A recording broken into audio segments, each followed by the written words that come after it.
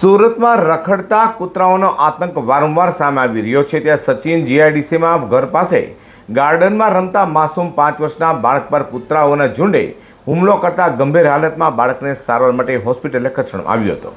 તો લોકોમાં તંત્ર સામે ભારે આક્રોશ જોવા મળ્યો છે। સુરતમાં તંત્ર અને કેટલાક કૂતરા પ્રેમીઓના કારણે આમ જનતાના માસૂમ બાળકો જાણે હેરાન થઈ રહ્યા હોય તેમ લાગી રહ્યું છે, કારણ કે સુરતમાં રખડતા કૂતરાઓનો આતંક રોજે રોજ સામે આવી રહ્યો છે। ત્યારે સચિન જીઆઈડીસી વિસ્તારમાં ખડતા કૂતરાના ઝુંડે માસૂમ બાળક પર હુમલો કર્યો હતો।